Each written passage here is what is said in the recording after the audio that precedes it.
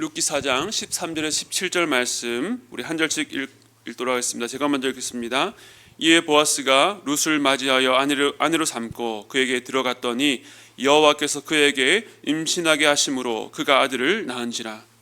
여인들이 나오미에게 이르되 찬송할지로다. 여호와께서 오늘 내게 기업 물을 자가 없게 하지 아니하셨도다. 이 아이의 이름이 이스라엘 중에 유명하게 되기를 원하노라. 이는 내 생명의 회복자이며 내 노년의 복량자라. 곧 너를 사랑하며 7 아들보다 귀한 내 며느리가 낳은 자로다 하니라. 나오미가 아기를 받아 품에 품고 그의 양육자가 되니. 함께 읽겠습니다. 그의 이웃 여인들이 그에게 이름을 지어주되 나오미에게 아들이 태어났다 하여 그 이름을 오벳이라 하였는데 그는 다윗의 아버지인 이새의 아버지였더라. 아멘.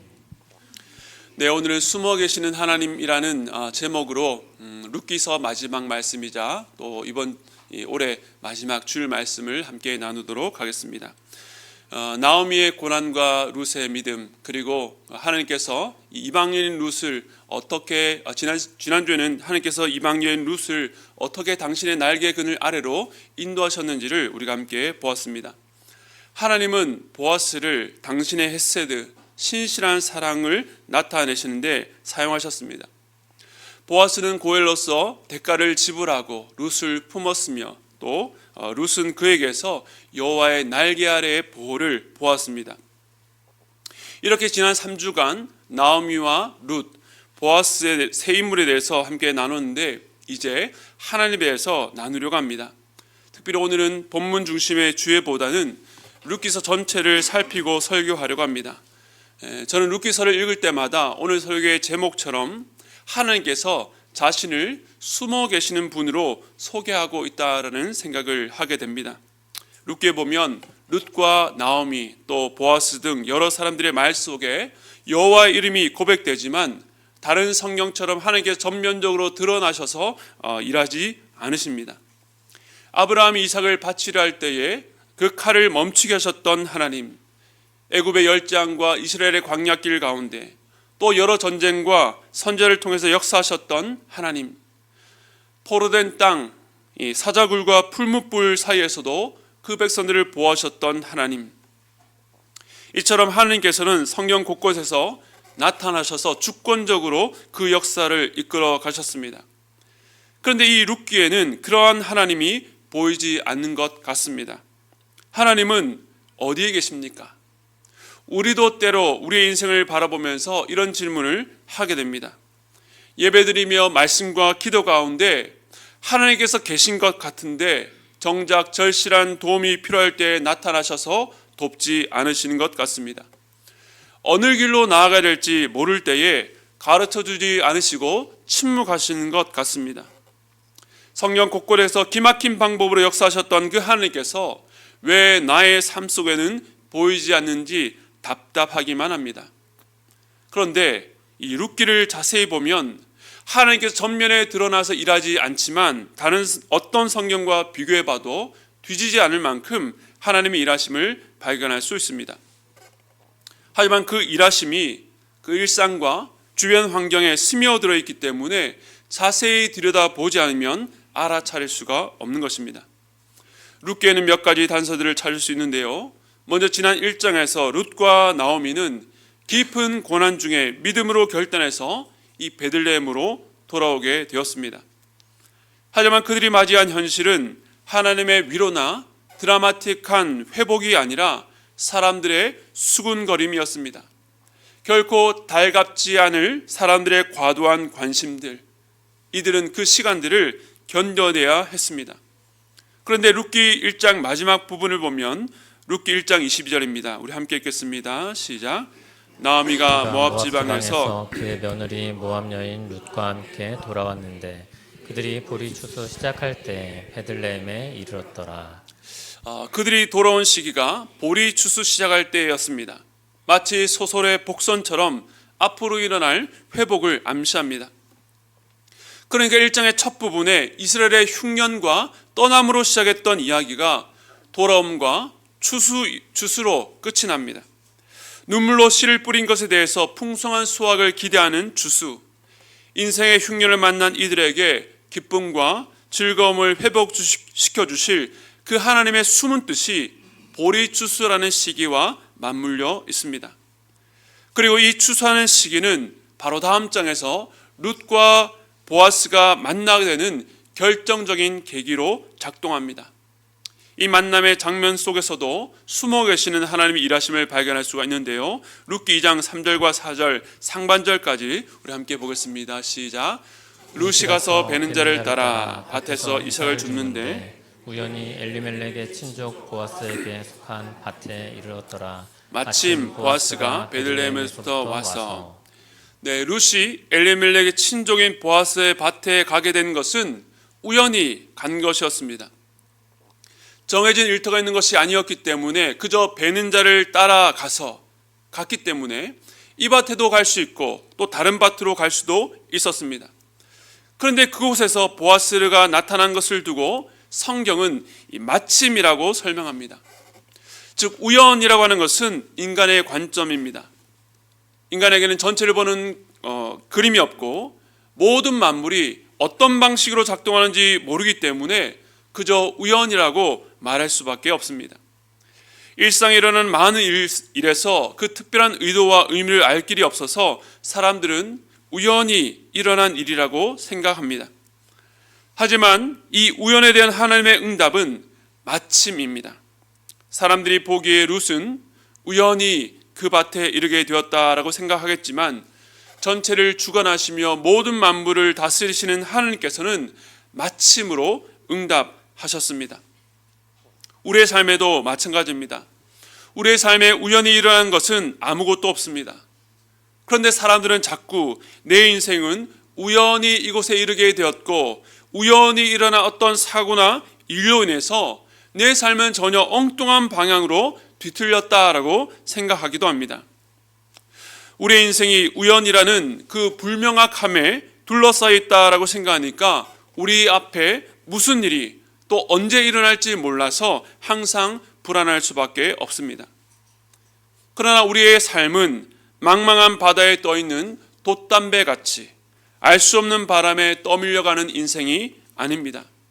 하나님께서 우리 인생의 배에 선장되셔서 한 채의 오차도 없이 정확히 계산하셔서 목적지로 인도하시는 것입니다.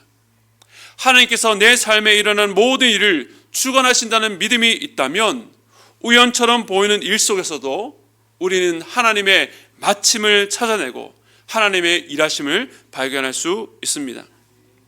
이처럼 우리의 일상 속에는 숨어 계신 하나님께서 일하고 있는 흔적들, 여러 형태의 단서들이 흩어져 있는 것입니다. 제가 예전에 직장생활을 하면서 진로에 대해서 고민하고 기도할 때에 추석 연휴가 되면 그 당일날 오전에 가족들과 예배를 한 이후에 오후에 기도원에 갔습니다. 저희 집에서 버스 타고 선착장으로 가면 배를 타고 약 20분 정도 들어가면 가까이 작은 섬 가덕도라고 하는 작은 섬이 있었습니다. 선착장 반대편에 기도원이 있었는데 그 기도원 바로 앞에 넓은 바다가 펼쳐진 참 아름다운 기도원입니다. 학생부 때 수련회로 갔던 곳이라 기억을 더듬어서 그리고 지도를 보면서 찾아갔습니다. 벌써 20년도 더 된 일이니 당시에는 스마트폰도 없었고 관광객이 많이 오는 섬도 아니었기 때문에 길 안내가 잘 되어 있지도 않았습니다. 논을 지나서 마을을 지나고 또 언덕을 넘어가면서 이 길이 맞을까 하는 생각이 들 때에도 딱히 주변에 길을 물어볼 만한 사람들도 보이지 않았습니다. 그런데 그 길을 걸으면서 안도감이 드는 순간이 있습니다. 정식 안내 간판은 아니지만 이 전봇대나 벽 또 큰 돌에 흰색이나 검은색 잉크로 화살표를 하고 아래쪽에 가덕도 기도원이라는 표식을 발견할 때였습니다. 이 길이 맞을까 길을 헤매다가도 그 표식을 보고 나면 안심이 되었습니다. 우리도 인생 길을 가다 보면 길을 헤매는 듯한 하나님은 숨어 계시고 당장 어떤 응답도 없는 느낌이 들 때가 있습니다. 그런데 그 길에서 하나님께서 일하신다는 작은 이정표를 발견할 때마다 기쁨과 반가움, 이 길이 맞구나, 내가 바로 가고 있다는 것을 깨닫게 됩니다. 하나님은 스스로 자신을 숨기시지만 여전히 일하고 계심을 우리에게 보여주기를 원하십니다. 그러므로 우리가 그 이정표를 구하고 기도하면서 우리의 눈과 귀를 열고 기대하면 여러분의 삶 곳곳에서 그 이정표를 발견할 수가 있는 것입니다. 때로는 우리가 영적으로 무감각해서 못 보고 지나가는 이정표들도 참 많습니다. 제 삶을 돌아보면 하나님께서 때마다 보여주신 그 이정표를 확인하며 여기까지 오게 되었습니다. 그런데 때로는 한 번에 확실히 다 보여주시지 왜 알듯 말듯 가뭄에 콩나듯 주실까라고 답답해할 때도 있었습니다. 그런데 숨어 계시는 하나님께서 우리의 삶의 이정표를 띄엄띄엄 주시는 이유는 우리가 더욱 그 주님만을 의지하길 원하시기 때문입니다. 만약 우리가 처음부터 종착지를 안다면 하나님 이제는 말씀하지 마세요. 그 길로 제일 빨리 가는 길 제가 알고 있습니다. 한번 제 방법대로 제 생각대로 가겠다라고 말하는 것이 우리일 것입니다. 하지만 한 치 앞을 알 수 없는 우리가 그 길을 그렇게 뛰어가다 보면 넘어질 수밖에 없는 것입니다. 그러므로 때로 갑갑해도 한 걸음씩 보여주시는 그 길을 하나님을 의지하며 걷는 길이 우리에게 은혜요 유익인 것입니다. 목적지에 도달하는 것 자체만 아니라 그 길을 걷는 모든 과정 속에 하나님을 의지하며 동행함이 우리에게 은혜이기 때문입니다. 그리고 룻기 속에서 또 다른 형태의 일하심을 발견할 수 있습니다. 특별히 룻기에는 사람의 역할이 강조되고 그것이 전체 이야기를 끌어가는데 주도적인 역할을 합니다. 먼저는 모압을 떠나 결단하고 베들레헴으로 돌아왔던 나오미와 룻, 시어머니를 복양하기 위해서 일할 곳을 찾아 나섰던 룻, 그러한 룻에게 친절을 베풀었던 보아스, 룻을 보아스와 결혼시키기 위해서 계획을 짰던 나오미, 그리고 보아스가 기업 물을 자가 되기 위해서 애썼던 열심들이 그러합니다. 그러한 관점으로 보면 이 룻기에서는 하나님보다 사람이 더 도드라져 보이는 것 같습니다. 그런데 이것을 잘못 이해해서 삶의 선택과 열심에 과도한 무게를 두거나 하나님의 일에 사람의 조력이 반드시 필요한 것처럼 착각해서는 안 됩니다. 이러한 생각들은 하나님께서 일하시는 방식을 오해한 데서 비롯되었습니다. 하나님께서는 모든 일 가운데 주권적으로 일하십니다. 그러나 그것이 사람을 아예 배제하고 독단적으로 일한다는 것을 의미하는 것은 아닙니다. 또한 하나의 사건에서 어디까지가 하나님의 역할이고 어디까지가 사람의 역할인지 구별하는 것도 하나님의 섭리를 바르게 이해하지 못한 데서 나온 판단입니다. 하나님께 사람을 창조하실 때에 당신의 형상대로 지으셨습니다. 그 말은 이 사람에게는 다른 피조물에게는 없는 독특한 인격성, 지식과 감정과 의지를 주셨다는 것입니다. 그렇기 때문에 하나님께서 일하실 때에 우리의 감정과 의지를 무시하고 굴종하여 기계적으로 일하도록 하지 않으신다는 것입니다. 그렇다면 하나님께서 어떻게 일하시는가? 우리 빌립보서 2장 13절 말씀 함께 읽겠습니다. 시작. 너희 안에서 행하시는 이는 하나님이시니 자기의 기쁘신 뜻을 위하여 너희에게 소원을 두고 행하게 하시나니. 아멘. 하나님께서 일하실 때에 그 기쁘신 뜻을 위해 우리에게 소원을 두고 행하게 하십니다. 하나님은 우리의 삶 속의 환경과 상황, 우리의 기질과 여러 관계, 그 경험, 그 모든 것들 안에 섭리하셔서 소원을 일으키시고 하나님의 기쁘신 뜻을 위해서 자원하여 행하게 하시는 분입니다. 룻에게 베들레헴으로 갈 마음의 소원을 주신 분이 누구십니까? 보아스가 룻을 보았을 때에 긍휼히 여길 마음을 주신 분이 누구십니까? 나오미가 보아스에 대한 이야기를 듣고 기업 물을 자로 룻과 결혼시켜야 되겠다는 소원을 주신 분이 누구십니까? 하나님께서 그들에게 소원을 주셨고 그들은 그 소원을 붙잡고 적극적으로 행동했습니다. 이 순서가 중요합니다. 하나님께서 먼저 소원을 주시고 그 다음에 사람의 행동이 따라갑니다. 성경은 하나님이 일하심으로 가득한 책입니다. 하나님께서 직접 나타나셔서 일하셨고 또 충분히 그렇게 하실 능력이 있습니다. 하지만 더 많은 경우에는 사람을 세우셔서 그들을 통해 일하십니다. 하나님께서는 오늘도 그와 같이 일하기를 원하십니다. 나의 뜻, 나를 기쁘게 하고 나를 만족하게 하는 뜻이 아니라 주님의 기쁘신 뜻을 이루기 위한 소원을 달라고 간구할 때에 하나님은 좋은 것으로 내 소원을 만족해 하사 내 청춘을 독수리같이 새롭게 하시는 은혜를 주십니다. 이처럼 사람을 통해 그 사람의 열심을 통해 일하시는 하나님이시기에 우리는 그 사람 속에서도 하나님의 일하심을 발견할 수가 있습니다. 우리 대표적으로 두 구절만 찾아보겠습니다. 먼저 룻기 2장 20절입니다. 함께 읽겠습니다. 시작.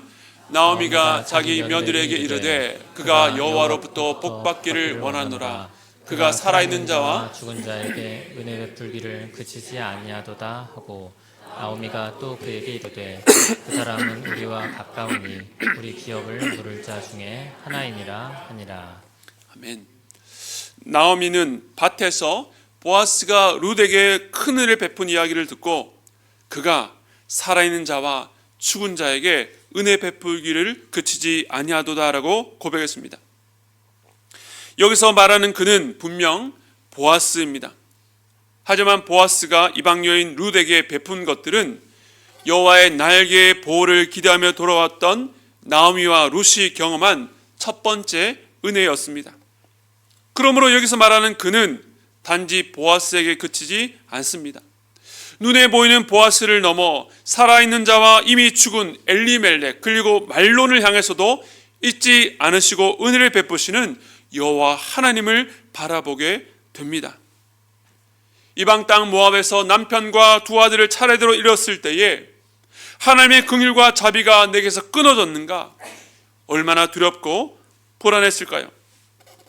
그러나 다시 돌아온 땅 베들레헴에서 비록 이삭을 주어서 끼니를 해결해야 되는 비참한 상황 가운데 있었지만 이 보아스를 통해서 여호와 하나님께서 우리를 잊지 않으셨구나. 아니 이미 죽은 내 남편과 내 아들에게까지도 은혜 베풀기를 그치지 아니하셨다는 것을 깨닫게 된 것입니다. 그러므로 이것이 어찌 사람의 친절과 도움에서 얻은 깨달음일 수 있겠습니까? 하나님께서 사람 안에 소원을 두시고 행하게 하시기 때문에 사람을 통해 행하시는 그 일 속에서 하나님의 은혜를 발견하게 되는 것입니다. 우리 한 구절만 더 보겠습니다. 룻기 3장 18절입니다. 함께 읽겠습니다. 시작. 이에 시어머니가 이르되 내 딸아 이 사건이 어떻게 될지 알기까지 앉아있으라. 그 사람이 오늘 이 일을 성취하기 전에는 쉬지 아니하리라 하니라. 아멘. 밤중에 타작마당에서 보아스 이불 밑에 숨었다가 돌아온 룻에게 나오미가 했던 말입니다. 나오미는 보아스가 룻을 대했던 태도와 그 약속, 베풀어준 은혜를 듣고 난 뒤에 태도가 변했습니다. 지난주에 말씀드렸던 것처럼 나오미는 서둘러서 어떤 면에서는 매우 무모하게 일을 진행했습니다. 지금까지 주도적으로 앞장서서 일했던 나오미가 이제는 룻에게 앉아있으라라고 말합니다. 그 일을 자기 손에서 떠나보내고 온전히 맡겼던 것입니다. 나오미가 어떻게 그렇게 할 수 있습니까? 이 사람이 오늘 이 일을 성취하기 전에는 쉬지 아니하리라.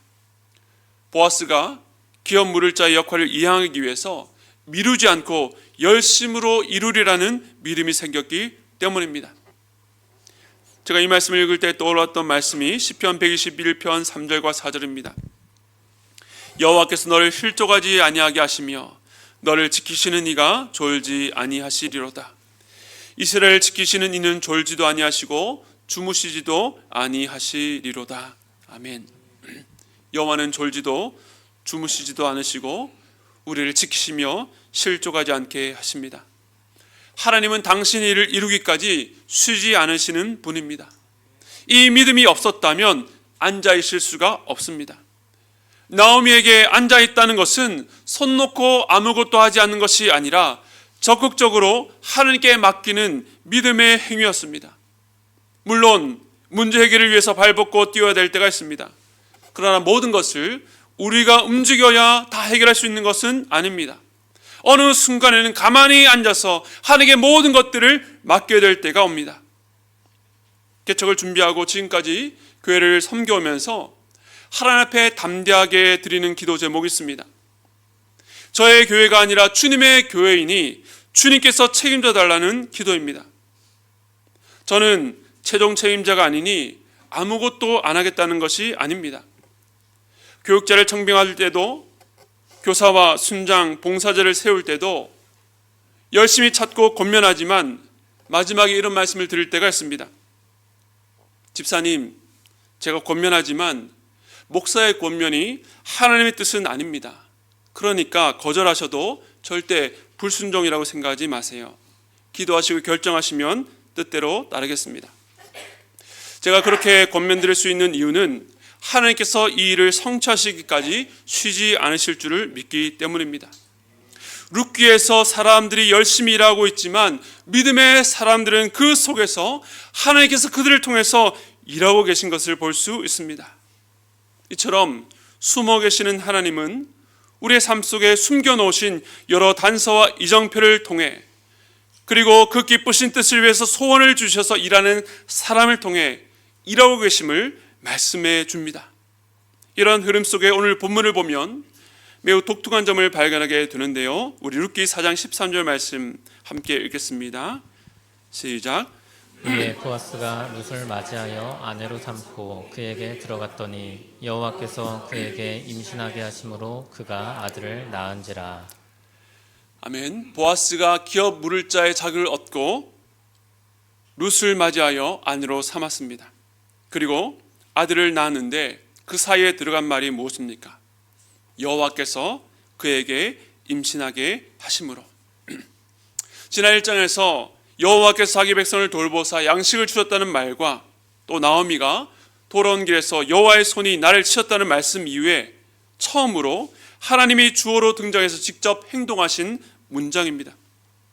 그런데 하나님께서 자신을 드러내시고 행하시는 것이 임신하게 하셨다는 것입니다. 그 하나님의 첫 등장, 개입에 비해서 그 역사가 상대적으로 사소해 보입니다.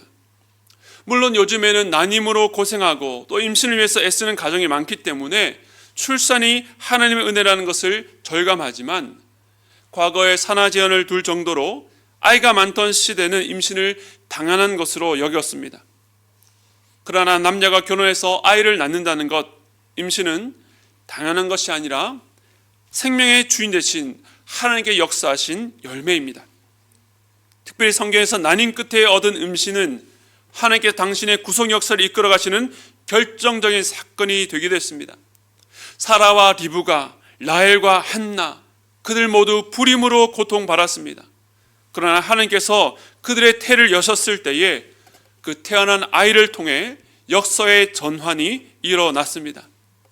룻도 과거에 말론과의 사이에서 임신하지 못했습니다. 그런데 룻기 내내 숨어 계셨던 하나님께서 가장 중요한 순간에 의도적으로 등장하셨습니다. 이 임신, 이 아이의 출생이 갖는 중요한 의미 때문입니다. 이 아이는 바로 다윗의 아버지 이새의 아버지였던 오벳이었습니다. 즉 하나님은 룻과 보아스를 통해서 이스라엘 왕들 가운데에 하늘 마음에 합한 자이면서 장차올 메시아를 가리킬 다윗을 준비하셨던 것입니다. 그러나 이 이야기 속에 있는 사람들은 아직 그것을 다 알지 못했습니다. 이처럼 룻기는 나오미가 당한 한 가정의 불행한 일이 그저 회복된 것으로 마무리되지 않고 이 가정의 회복이 이스라엘의 회복과 완성될 하나님 나라까지 확장되는 것을 보여줍니다. 숨어 계시는 하나님께서는 사람들의 기대와 상상을 넘어 놀라운 일을 준비하고 계셨던 것입니다. 내가 기대하고 원할 때에 하나님이 나타나지 않는 것 같을지라도 숨어 계시는 하나님께서는 보이는 현실을 넘어 놀라운 일을 이미 준비하고 계심을 믿으시기 바랍니다. 하나님께서 숨어 계시는 동안 하나님의 놀라운 일은 결실을 위해서 익어가고 있습니다. 그리고 전혀 예상치 못한 곳에서 한 사람, 한 가정을 넘어 많은 이들을 복되게 할 역사가 나타나게 됩니다. 이 하나님이 저와 여러분의 하나님이신 것을 믿으시기 바랍니다. 이제 마지막 14절에서 16절까지를 보면 여인들이 여호와께서 나오미에게 기업 물을 자를 주셨다라고 찬양하며 이 아이를 축복합니다. 여인들도 이 아이의 출생이 단순히 결혼한 남녀 사이에 있었던 일반적인 일이 아니라 하나님의 특별한 역사였다는 것을 알아보았기 때문입니다. 그런데 이 말씀을 며느리 룻 입장에서 보면 조금 서운할 만한 지점이 있습니다. 물론 여인들의 노래 속에서 룻이 나오미를 사랑했고 7 아들보다 귀하다라고 말하지만 마치 룻이 있어야 될 자리를 나오미가 차지한 것처럼 보입니다. 태어난 아이가 나오미 생명의 회복자이며 복양자라고, 나오미가 이 아이의 양육자가 되었다고, 심지어 아이의 이름을 지어주면서 나오미에게 아들이 태어났다라고 말합니다. 룻에게 돌아가야 될 기쁨과 영광을 나오미가 독차지하는 것처럼 보입니다. 물론 보아스는 나오미의 남편 엘리멜렉의 기업을 이었고, 그래서 이 아이는 엘리멜렉의 혈통이 있는 아이입니다. 룻기의 시작에서 나를 마라라고 부르라 했던 나오미에게 기쁨, 나오미라는 이름을 다시 안겨준 새 생명의 기쁨이 그만큼 강조되는 것입니다. 그래도 이 말씀을 읽을 때 누군가의 며느리이기도 한 우리 자매분들은 섭섭할 수도 있겠다는 생각이 들었습니다. 그런데 저는 이 장면을 묵상하면서 숨어 계시는 하나님, 그럼에도 역사를 이끌고 주관하시는 하나님을 소개하는 룻기와 잘 맞닿아 있다는 생각이 들었습니다. 당연히 룻이 보아스와 결혼했고 오벳을 낳은 것도 룻이었지만 마지막 클로즈업이 룻이 아니라 나오미를 향한 것은 숨어 계신 하나님을 따라 돌아온 룻에게 어울리는 결말인 것 같습니다. 하나님의 사람 룻도 자신이 무대 뒤로 가는 것을 섭섭해하지 않았을 것입니다. 여러분은 어떠십니까? 하나님 왜 내 삶 속에 나타나 역사하지 않으십니까? 라고 말하는 우리의 항변 속에는 나의 일터와 사역의 현장에서 내가 도드라지고 드러나길 원하는 욕심이 숨어 있습니다.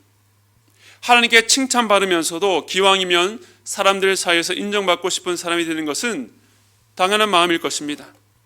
그러나 하나님께서 자신을 무대 뒤편에 두신다 해도 섭섭해하지 않는 것은 이 모든 이야기의 주인공이 자신이 아니라 하나님이심을 알기 때문입니다. 자신이 드러나지 않고 숨겨져도 하나님께서 영광 받으시는 것을 기뻐하기 때문입니다. 자신을 감추시는 하나님을 닮은 그의 자녀들의 모습이죠. 오늘 숨어 계시는 하나님에 대해서 나눴습니다. 어린 자녀나 조카들과 숨바꼭질 해본 경험이 있을 것입니다. 아이들과 숨바꼭질할 때의 즐거움은 아이들이 나를 못 찾아서가 아닙니다. 이 아이가 결코 나를 찾을 수 없으리라, 내가 아이 눈에 띄지 않고 끝까지 살아남아서 반드시 승리하리라고 마음먹는 어른은 없을 것입니다. 숨바꼭질의 즐거움은 아이가 나를 찾았을 때에 서로 마주보며 까르르 웃는 것입니다. 숨어 계신 하나님도 마찬가지입니다. 우리는 하나님 마치 숨바꼭질에서 절대 찾을 수 없는 곳에 숨어 승리하려는 이상한 어른으로 생각하곤 합니다. 그러나 그렇지 않습니다. 하나님께서는 숨어 계시는 것 같으나 우리의 삶 가운데 우리가 그분을 찾아내기를 원하시며, 숨어 계시는 것 같으나 가장 가까이에서 우리의 삶을 돌보고 다스리시는 분입니다. 하나님께서 여러 가지 이정표로 우연 속에 하나님의 필연을 찾아내므로 우리의 마음의 소원으로 또 우리 주변의 사람들을 통해서 일하심을 통하여 하나님께서 나와 함께 계셨구나, 내 삶을 인도하고 계신다고 고백하기를 원하십니다. 올 한 해 여러분의 삶은 어떠셨습니까? 하나님께서 나타나 일하시는 것을 많이 경험한 분들도 계시지만 숨어 계시는 하나님 앞에서 답답하고 섭섭한 분들도 계실 것입니다. 하지만 오늘 말씀처럼 하나님이 숨어 계실 때에도 하나님의 역사는 한 번도 멈추지 않았다는 것을 믿으시기 바랍니다. 그 하나님의 역사, 숨어있는 일하심의 단서들을 발견하며 믿음으로 걸어가는 여러분 되시기를 축복드립니다. 그리고 그러한 하나님을 믿는다라고 한다면 오늘 마지막에 아기를 낳은 룻이 아니라 나오미가 주목받는 자리를 만난다 할지라도 섭섭해하지 마시기 바랍니다. 우리가 아니라 하나님께서 주인공이십니다. 숨어 계신 하나님처럼 때로 하나님께 우리를 숨기실 때에도 그 일을 통해 하나님만 영광 받으시기를 기대하고 기뻐하는, 그리하여 하나님만 높임받는 저와 여러분의 삶이 되시기를 주님의 이름으로 축원드립니다. 우리 시간에 말씀을 기억하심으로 또 올 한 해 주일 예배를 마무리하면서 우리 나는 주를 섬기는 것에 후회가 없습니다 라고 하는 이 찬양 함께 하도록 하겠습니다.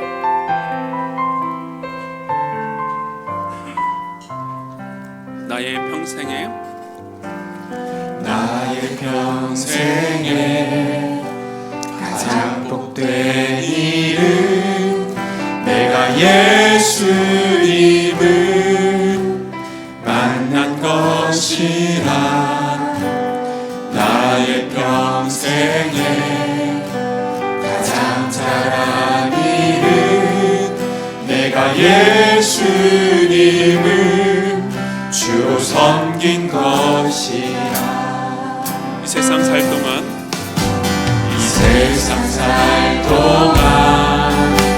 내가 걷는 길이 때론 험하여서 넘어질 때도 주의 강한 손이 나를 붙드시니 나는 예수님만 주로 섬기며 나는 주를 섬기는 것을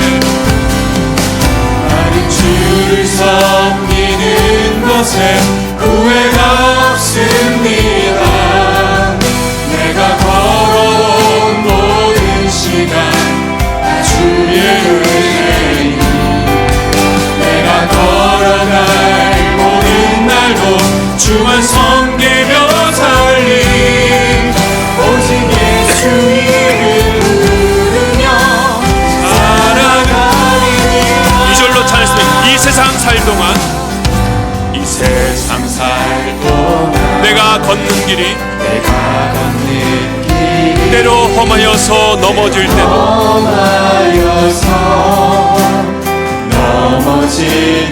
주의 강한 손이 나를 붙드시니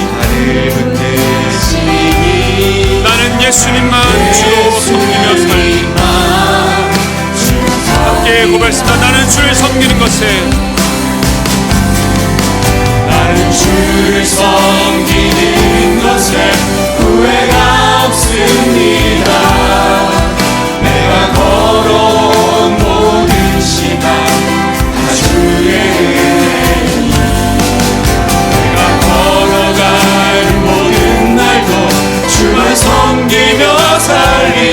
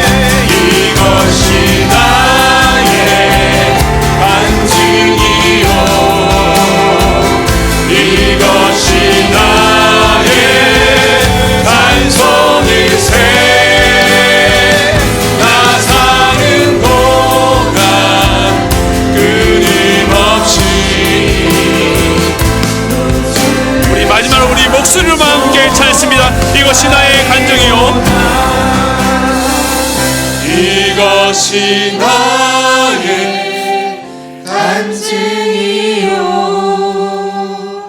이것이 나의 찬송일세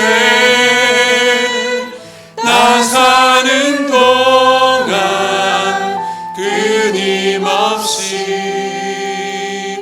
구주를 찬송하리로다.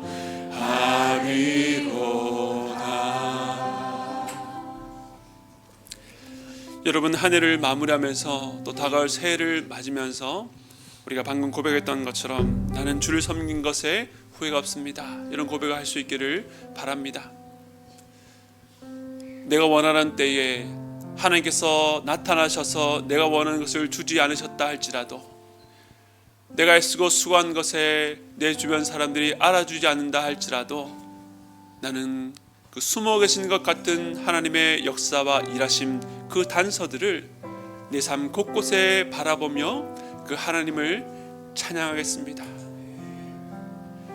주께서 나를 무대 뒤편에 숨겨 놓으신다 할지라도 나는 섭섭해하지 않습니다. 주님만 영광받아 주시옵소서. 우리 그런 고백으로 우리 시간 함께 기도하며 나갈 때에, 특별히 올 한 해를 돌아보면서 숨은 자리에서 애쓰고 또 기도하며 또 교회를 섬겼던 우리 여러 봉사자들을 주님 앞에 올려드리면서, 주님 바로 그들을 통해서 하나님의 일하심을 우리가 누렸습니다. 정말로 감사합니다. 그들을 주께서 위로해달라고 함께 기도하며 나가도록 하겠습니다. 함께 기도하겠습니다. 하나님, 우린 때로 하나님 향해서 왜 나타나셔서 우리를 돕지 않으시냐고, 하나님 도대체 어디 계시냐고 따질 때도 있었지만, 또 올 한 해를 돌아보면 그 숨어 계셨던 것 같은 하나님이 우리 삶의 모든 곳에 계셨고 모든 순간을 놓지 아니하시고 우리와 동행해 주셨음을 고백하게 됩니다. 주님, 우리에게 믿음을 허락해 주셔서 세상 사람들이 알아보지 못하는 곳에서 하나님 일하심을 발견하게 하시고, 그 작은 단서, 그 작은 이정표 하나를 붙들고 답이 보이지 않는 길이지만 믿음으로 이 길을 끝까지 걸어갈 수 있도록 붙잡아 주시기를 간절히 소원합니다. 오늘 우리가 드리는 이 예배 가운데서도 눈에 보이는 사람들 있지만 눈에 보이지 않는 곳에서, 개인의 골방에서 또 이 예배를 위해서 중보하며 또 보이지 않는 곳에서 애쓰고 수고했던 여러 봉사자들의 헌신과 기도와 그들의 눈물이 있음을 고백합니다. 하나님, 사람들은 눈에 보이는 것, 눈에 화려한 것을 좇고 나도 거기에 동화되고 싶어 하지만 우리의 눈과 우리의 마음이 이 땅에 사라질 험한 것에 두지 않도록 붙잡아 주시기를 간절히 소원합니다. 주님과 나와 함께 걸어가는 이 동행길에서 세상 사람들이 알지 못하는 주님과 나만이 아는 그 삶의 스토리, 그 인도하심의 여정이 우리 인생 가운데 차곡차곡 쌓여가게 해주시고, 그로 말미암아 우리 인생이 그 어떤 누구에게도 위로받을 수 없는 우리의 인생이 하나님 한 분만으로 만족한 삶을 살아갈 수 있도록 붙잡아 주시옵소서. 내년에도 우리는 또 알지 못하는 불명확한 시대를 살아가게 될 것입니다. 그러나 우리가 두려워하지 않을 것은 하나님께서 우리와 동행하시며 우리 주변에 또 내 안에 하나님께서 일하실 것을 믿기 때문에 그렇습니다. 그 하나님을 바라보며 숨어 계시는 하나님을 닮아 우리도 보이지 않는 곳에서 더욱더 주를 사모하며 주님께 예배하는 우리 모든 성들 될 수 있도록 붙잡아 주시옵소서. 올 한 해 모든 부서와 모든 곳에서 애쓰고 수고한 모든 봉사자를 위해 주님께서 특별한 위로와 힘 주시기를 간절히 소원합니다. 지금은 우리 주 예수 그리스도의 한량없는 은혜와 하나님 아버지의 무한하신 사랑하심과 성령님의 감동 감화 교통하심의 역사가 숨어 계시는 것 같으나 내 삶 가운데 일하시고 역사하신 하나님을 날마다 발견하며 그 하나님을 따라 믿음의 길을 걷겠다고 다짐하고 돌아가는 모든 성도들의 머리 위에 지금부터 영원토록 함께 있기를 축원드리옵나이다. 아멘.